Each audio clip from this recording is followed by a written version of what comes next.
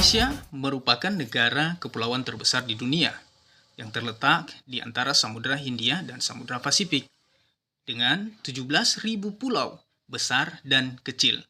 Indonesia juga dikenal dengan sebutan Nusantara dengan ragam budaya, penampakan alam, dan berbagai suku bangsa menjadi kekayaan Indonesia.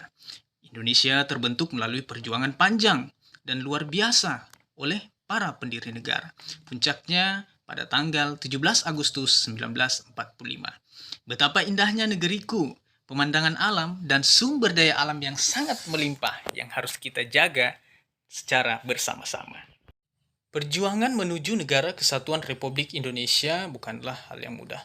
Melewati perjalanan yang sangat panjang hingga puncaknya para pendiri negara menyepakati Pancasila sebagai dasar dalam kehidupan bernegara.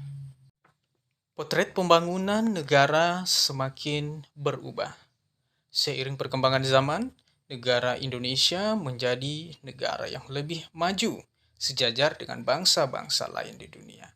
Hal ini tidak lepas dari kesepakatan para pendiri negara dalam menetapkan dasar negara Indonesia, yaitu Pancasila. Namun, dalam mengarungi kehidupan bernegara tidak lepas dari berbagai tantangan dan hambatan yang jika dasar negara sebuah negara itu tidak kuat, negara bisa hancur, bahkan bubar. 270 juta penduduk Indonesia dengan berbagai keragaman menjadi keunggulan tersendiri bagi bangsa.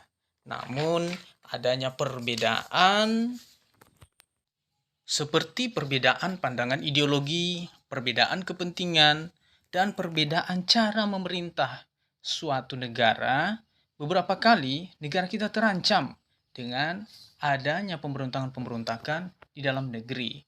Beberapa daerah ingin memisahkan diri dari NKRI.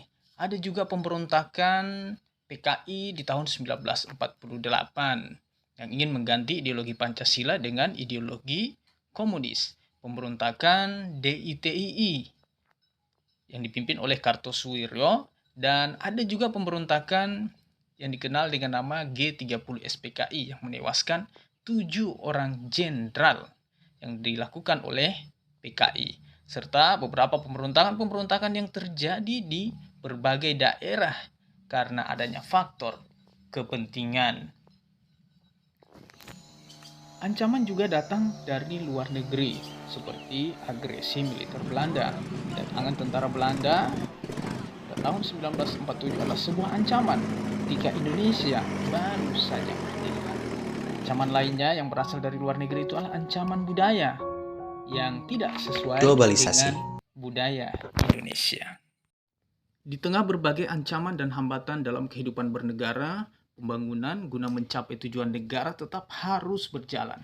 Berbagai ancaman pun yang terjadi di negara kita dapat diatasi. Ini tidak lepas dari kuatnya pondasi negara kita yang telah dibangun oleh para pendiri bangsa.